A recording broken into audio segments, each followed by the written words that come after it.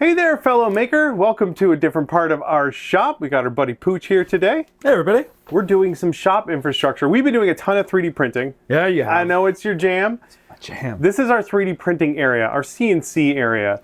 And we do all our printing. We've got a couple of machines over there. Yeah. We've got a couple of machines down there. And we have a very pathetic state of filament storage right here. This is how we keep all our colors of filament. And as luck would have it, Pooch here has a great filament storage solution that we're going to use today. I do. I'm excited to be part of your filament storage journey, and I think RepRack is a perfect setup for you. We can do better than the bin of holding. Great. That's terrific.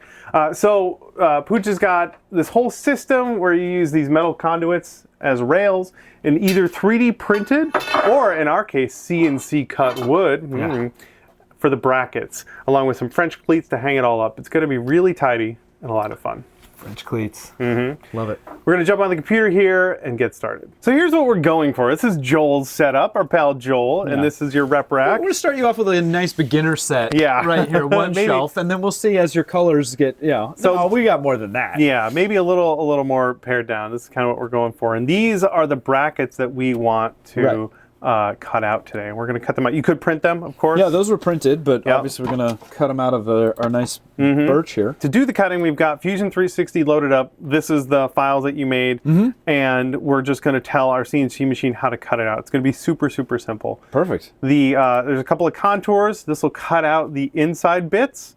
We're going to tape this down so it doesn't throw pieces doesn't at throw us. them everywhere. Yeah, Okay. and then we'll go in and cut out the outside. Sounds prudent. That should do it. This is like CNC 101. This is good stuff, good beginner stuff. Perfect. For our work holding, we have some double stick tape here. Magical stuff. I use this for everything. We're just going to put a couple of strips down on here to hold it to the surface, but also to keep those small bits from going flying. And that'll be enough, huh? Yeah, this is surprisingly robust. In fact, we're getting a little low. Gonna have to order another roll soon. So you do that, and then you scrape up the edge, and we've got a sticky surface to stick it down. Okay. Something like that. We'll just press it down and send it.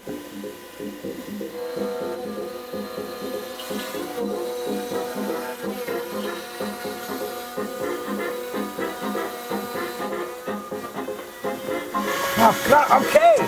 Vacuum. Send around vacuum. That's fun. Oh yeah. Okay. All right. Well, that's reasonably clean. Boop. Cool. And what's cool is we can use the same program. We can just slap another piece of, peel that off, slap Maybe a little more down. double-sided tape. Although you're running low, I hear. Yeah. But we can just run the same program again to cut the rest on another sheet. Can I pull one of these off? Yeah, let's do it. Can I pull it? It is stronger than I would have thought for double-sided tape. Okay. So maybe like a little, but that you could clean that up with like a hobby knife. Yeah. That's Good nice. thing I have 2,000 of them. Of which I have many. So you can see that the Z height wasn't, like this was buckled or maybe a little thick here. Yeah. So it didn't quite cut through. Interesting. Yeah. Not really a problem. We'll just do a little cleanup. All right, well I'll set up and cut the other one so we have plenty of these things to work with. You got your own.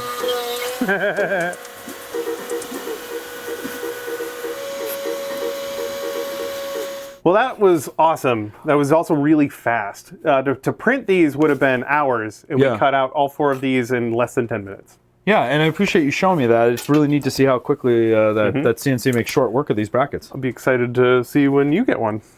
She's got the wheels turning. What's next is we get to basically put the whole thing together. All right.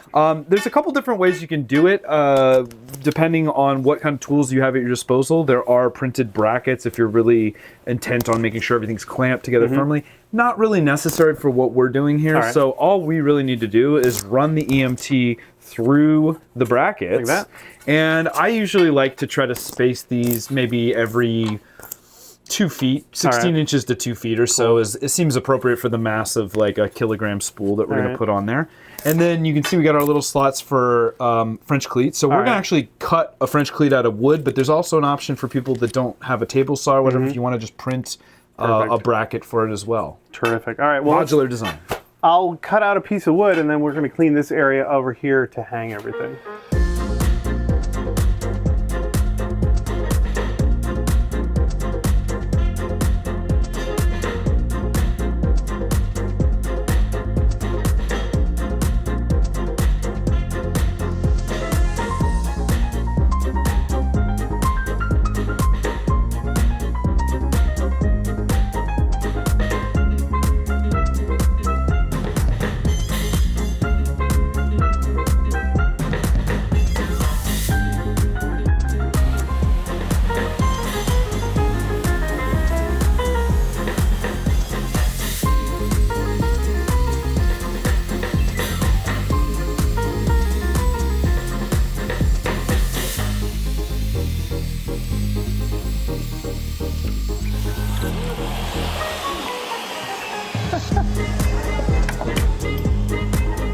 All right.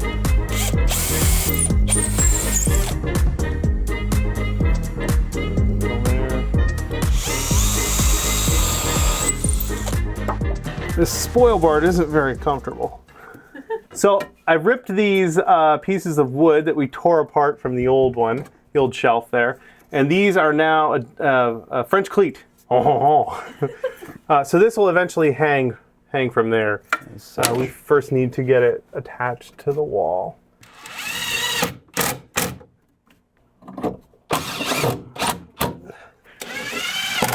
That's good. We got a little piece here for the...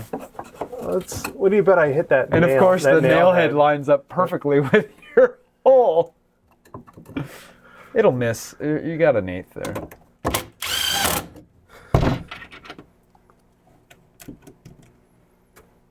You gotta start before you go in.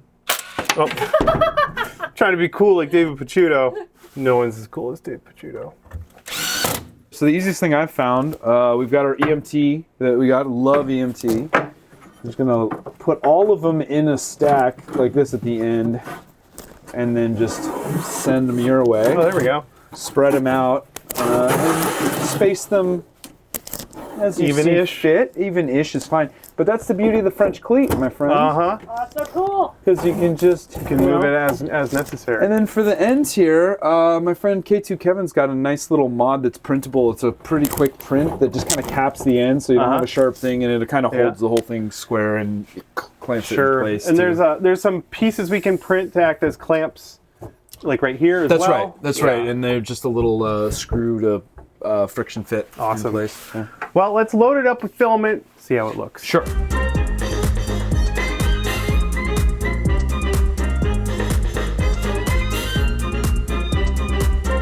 Look at that. That is awesome.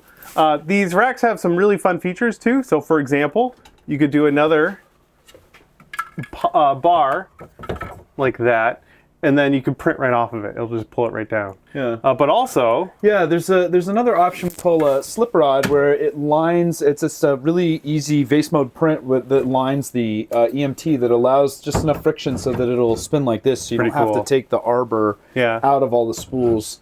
Allows you to print directly on it.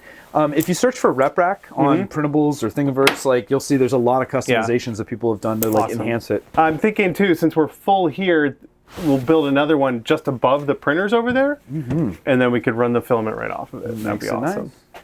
That is pretty cool. We're gonna get everything dialed up here, put all our toys back down here. But for now, I'm just really excited that our filament is now no longer in one box and very difficult to sort through. Now we can just see exactly what we have right away. Pooch, that was awesome. Thank you very much. Came out great, man. Yeah, I'm excited. So we've been doing a ton of 3D printing for our new venture, GizmoThrill. Over on Printables, we got a bunch of cool models people can download and print for themselves. But in order to do all that printing along with the filament storage we have now, we've sort of upgraded our 3D printing CNC space. And I wanted to give you a look at some of the work that we've done. I want to show you my print farm, Pooch. Please.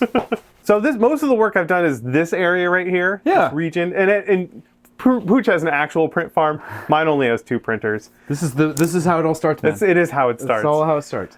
So what I did was I took this shelf, got rid of the stuff I was storing on it, and then added this really nice power outlet thing. Everything's plugged into the back, so I can turn the lights off. I like it. I can turn the printers on right there. Not bad, not bad. And then the filament gets stored up here, and it gets fed right through down into here. Custom spool holder here. Very nice work. And I could very easily picture a rack going back there and being able to feed filament right down through. And again, he's already thinking about the next rack. I love it. That's right. That's right. So this is our little 3D printing station here. It's working pretty well. The humidity is actually nice down here. We're at dry, 26%. Temperature is a little chilly. It's 62 degrees Fahrenheit. It seems to perform pretty well with just PLA, but we may have to do some sort of enclosure situation at some point. That could be In fact, if you're 3D printing at home and you've built some sort of custom enclosure like that and you have some pointers, please let us know in the comments. I think that just about wraps up this quick little project and shop infrastructure update. Pooch, again, thanks so much for hanging out. Thanks for having me, dude. Always a pleasure having you here. That'll wrap it up for us. Thank you, as always, to the members of our Extra Credit Club, the fine human beings who keep us employed over on Patreon. I'll have a link down below to that if you'd like to join and help us out. We appreciate it. Please keep it up. Where to find Pooch? Repkord.com, Repkord on all the things. If you want to do a RepRack of your own, it's all on printables. And we'll have links to all that stuff below, including everywhere you can find Pooch on the internet. Go follow him because he's a swell dude. Thanks, gang. We'll see you later, and happy crafting. Yeah! Do I get a high five? Oh, you got a high five. So crisp.